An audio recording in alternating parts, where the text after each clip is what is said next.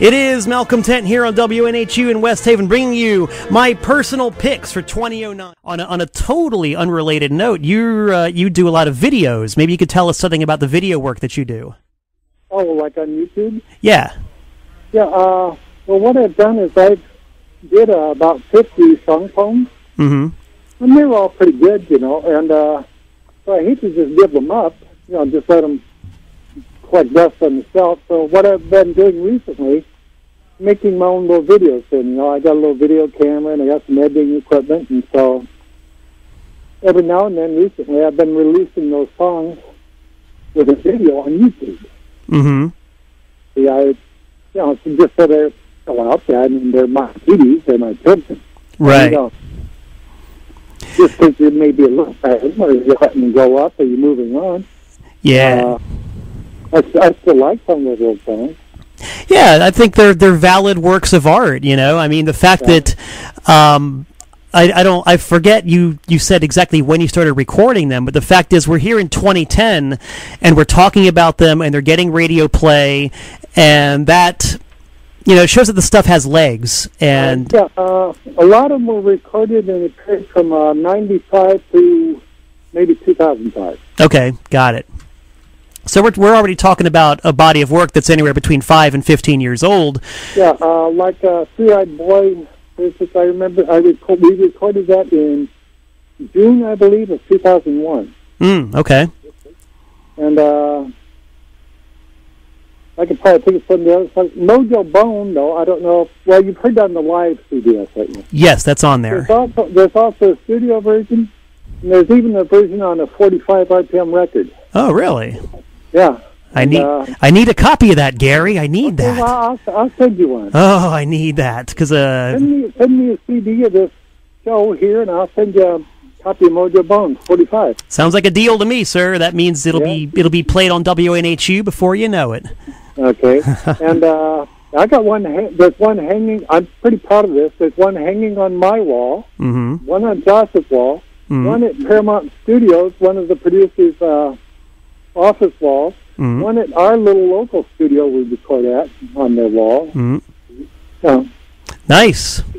Not many people have record players anymore, but... Well, I always said that the people who do have very, very good taste. I've still got one. Of course. I'm surrounded by record players right now, and I've got 5 of them at home, so I guess I've got extremely good taste, Gary. Okay, that's cool. Yeah, I did, when you first kind of contacted me, I did some research, you know. Right. Be careful who you have to deal with. Well, yeah, of course. There's a lot of scammers out there, and... Yeah, well, I've run into some of the negative side of fame, too, and... Yeah, I don't really want to talk about it a lot, but, you know, you run into stalkers and all of that stuff. You step back and you wonder, why me, you know? Yeah, right. If I think of myself as still this little guy out here in Iowa, I don't really think of myself as a rock star, although I keep hearing that. Right. You, of course, know who Cynthia Plasticaster is. Oh, yes, definitely. I get Christmas cards from her every year. I just got one here recently, and I haven't been cast, but you know, he told me that I'm one of only 1 or 2 rock stars he knew doing something different who was going to make it. Right on. And I think, yeah, wow. You know, that's quite something from her. No, that's somebody who has been around all of them and who I would think knows exactly what she's talking about. Yeah, I mean, but it's such a thrill, you know, to hear something like that. Oh, definitely. It's a thrill and a half. So that makes up for some of the bad stuff, too, you know? Yeah. I think it's like anything you do, you know, you have to, you know, take the good with the bad, as they say. Yeah, yeah. And hopefully this has been a good interview for you here out in windy West Haven. Maybe you could tell people how to get a hold of you. They need to find you, Gary. How can they do that? They need to find me. The easiest way to find me is my website. Okay, which is? www.punkn, which is punkn.org. That's www.punkn.org. Yeah, punkn.org. Got it. people should be writing notes and paying close attention to this. That's make sure they go to org, because Punk'N.com is another group. yeah, we're not interested in all that. I could get was org, but it's a good website, and you find out all about me and upcoming projects, things I've done, band history, photos. Right on. Yeah, I can vouch for it. I've been to the site myself, folks, and it is jam-packed with information. Lots of videos and stories and just really, really good stuff. Gary, I want to thank you so much for calling. And okay. I'm going to wrap things up. I actually had the Punk'N CD in my pile of things to bring with me today, and what did I do? I forgot to bring it. So I'm going to play a song in closing by the Iowa Mountain Tour, which actually says everything for me. When I heard this song, I said, yes, I agree with this so much. The song is called Ordinary Life. And, before I do that, you should also tell people how they can find your CDs and stuff. Where can they get them? On CD Baby. Just do a search for Iowa Mountain Tour or Gary Forney. Got it. CD Baby, Iowa Mountain Tour, and or Gary Forney. Yeah, either one, you'll find it. For that matter, you can find me at just do a web search for my name. You can find me or different related stuff. I mean, I'm not that hard to find. Right. Well, that is excellent. I again thank you for calling. I think An Ordinary Life, it says it all for me as far as I'm concerned. Those lyrics, I thought, spoke directly to me. Yeah, that's a good song. Yeah, definitely. And that's why I'm going to play it right here, right now.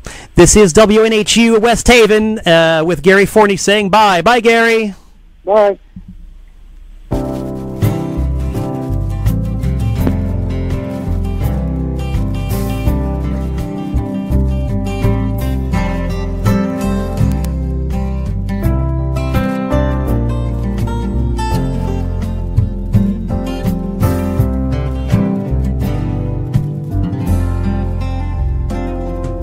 I eat my peas with honey, I've done it all my life.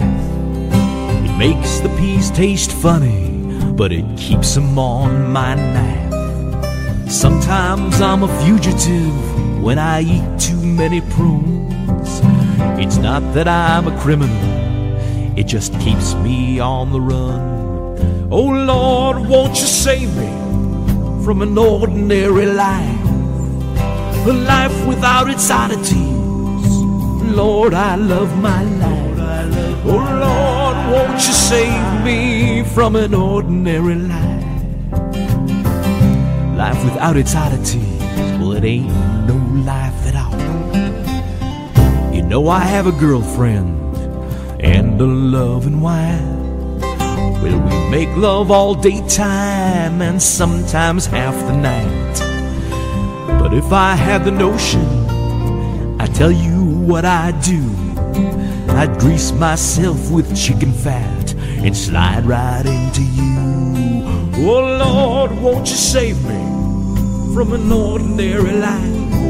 A life without its oddities.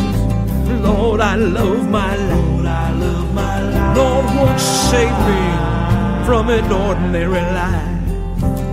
A life without its oddities, well, ain't no life at all.